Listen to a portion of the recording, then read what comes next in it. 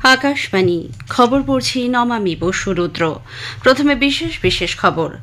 প্রধানমন্ত্রী নরেন্দ্র মোদী বলেছেন, ভারত ও ব্রাজিলের মধ্যে আগামী ৫ বছরে দ্বিপাক্ষিক বাণিজ্যের পরিমাণ $২,০০০ কোটি নিয়ে যাওয়ার লক্ষ্য স্থির হয়েছে।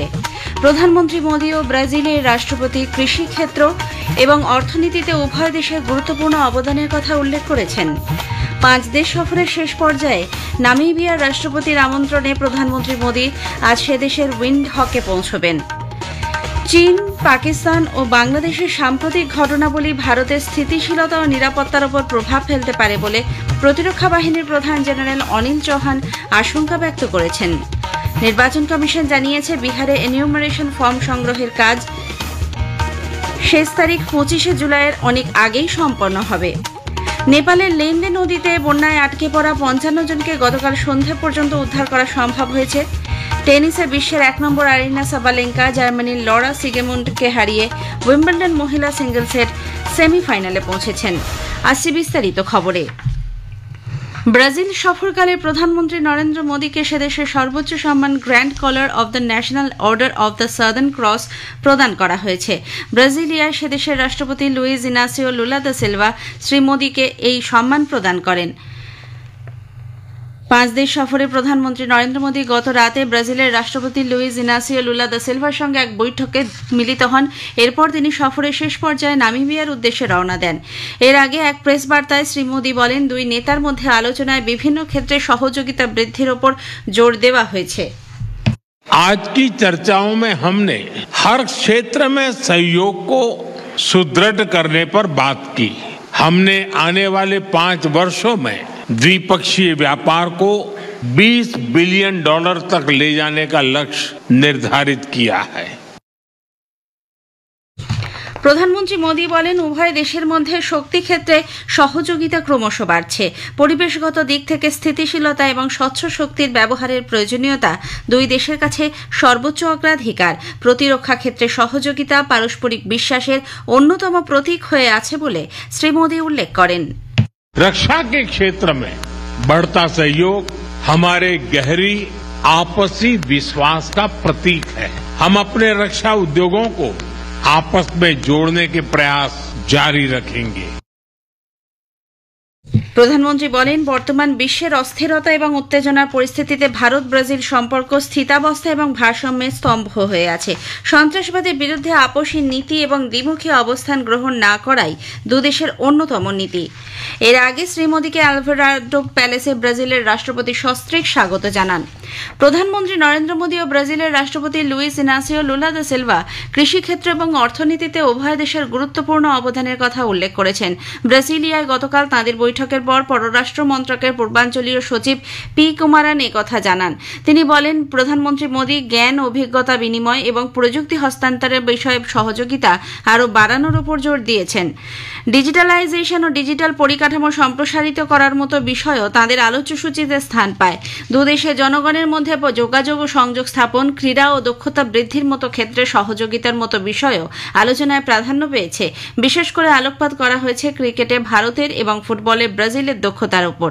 শ্রী কুমারান বলেন, গত 4 বছরে প্রধানমন্ত্রী এই নিয়ে 4 বার ব্রাজিল সফর করলেন। গত 57 বছরে কোনো ভারতীয় প্রধানমন্ত্রীর এটাই প্রথম দ্বিতীয় দ্বিপাক্ষিক সফর। এবারের সফরে ব্রাজিলের রাষ্ট্রপতি ও প্রধানমন্ত্রী মোদীর উপস্থিতিতে 3টি চুক্তি স্বাক্ষরিত হয়েছে বলেও তিনি জানান। এগুলি হল আন্তর্জাতিক সন্ত্রাসবাদ এবং আন্তর্দেশীয় সংগঠিত অপরাধ মোকাবিলা, ডিজিটাল রূপান্তরের জন্য ব্যাপক মাত্রায় সফল ডিজিটাল সলিউশন এবং পুনর্নবীকরণযোগ্য শক্তি ক্ষেত্রে সহযোগিতা। 5 দেশ সফরের শেষ পর্যায়ে নামিবিয়ার রাষ্ট্রপতি নেতুম্বো নন্দী দায়িত্বর আমন্ত্রণে প্রধানমন্ত্রী মোদী আজ সেদেশের উইন্ডহকে পৌঁছবেন। ভারতের তৃতীয় প্রধানমন্ত্রী হিসেবে 27 বছর পর শ্রী মোদীর এই সফর। এই সময়কালে প্রধানমন্ত্রী মোদী সেদেশের রাষ্ট্রপতির সঙ্গে দ্বিপাক্ষিক ও প্রতিনিধি পর্যায়ের বৈঠকে অংশ নেবেন। নামিবিয়ার সংসদেও বক্তব্য রাখবেন শ্রী মোদী। সে দেশের মাটিতে পা রাখার পরই তাঁকে আনুষ্ঠানিকভাবে অভ্যর্থনা জানানো হবে। শ্রী মোদীকে প্রদান করা হবে নামিবিয়ার সর্বোচ্চ নাগরিক সম্মান।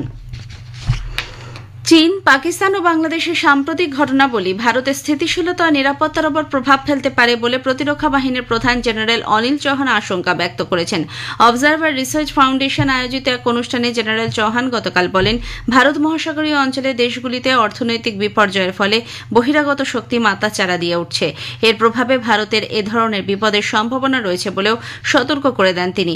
অপারেশন সিন্দুর প্রসঙ্গে জেনারেল চৌহান বলেন, সম্ভবত এই প্রথম পরমাণু শক্তিধর দুটি রাষ্ট্র সরাসরি এ ধরনের সংঘাতে লিপ্ত হল। ভারত কোনো মতেই পারমাণবিক ব্ল্যাকমেলের দ্বারা প্রভাবিত হবে না বলেও তিনি স্পষ্ট জানিয়ে দেন। তথ্য সম্প্রচার মন্ত্রক তাদের নিজস্ব ওয়েব এক্স স্টার্টআপ অ্যাক্সেলারেটর প্ল্যাটফর্মের মাধ্যমে Kala Setu real time language tech for Bharat নামক একটি প্রতিযোগিতামূলক কর্মসূচির সূচনা করেছে। দেশব্যাপী এই উদ্যোগের মাধ্যমে মন্ত্রক ভারতের অগ্রণী এআই স্টার্টআপ সংস্থাগুলিকে লিখিত বিষয় থেকে অডিও, ভিডিও এবং গ্রাফিক কন্টেন্টের স্বয়ংক্রিয় উৎপাদনের জন্য মৌলিক ও সম্প্রসারণযোগ্য সমাধান আহ্বান করেছে। এই সমাধান এআই নির্ভর বিষয়বস্তু তৈরির ক্ষেত্রে সাহায্য করবে। এই খবর আপনারা শুনছেন আকাশবাণী থেকে। নেপালে লেন্ডে নদীতে বন্যায় আটকে পড়া ৫৫ জনকে গতকাল সন্ধ্যা পর্যন্ত উদ্ধার করা সম্ভব হয়েছে। তিমুর এরিয়া পুলিশ দপ্তরে কর্মরত ৩ কর্মী সহ এখনও ১৮ জন নিখোঁজ, এদের মধ্যে ৬ জন চীনের নাগরিক। তবে চীনা নাগরিকদের পরিচয় এখনও মেলেনি। নেপাল ও চীনের মধ্যে সংযোগকারী মিতেরি সেতুটি জলের তোড়ে ভেসে গেছে। আকাশবাণীর নেপালের সংবাদদাতা জানাচ্ছেন, সেনাবাহিনী ১৭টি এলাকায় নিখোঁজদের সন্ধানে তল্লাশি চালাচ্ছে। ত্রিশূল নদীর 4টি এলাকা থেকে মানব দেহাংশের সন্ধান মিলেছে। নির্বাচন কমিশন জানিয়েছে, বিহারে ভোটার তালিকায় বিশেষ নিবিড় সংশোধনী এসআইআর এর কাজ সুষ্ঠুভাবে এগিয়ে চলেছে। এনিউমারেশন ফর্ম সংগ্রহের কাজও শেষ তারিখ ২৫শে জুলাইয়ের অনেক আগেই সম্পন্ন হবে।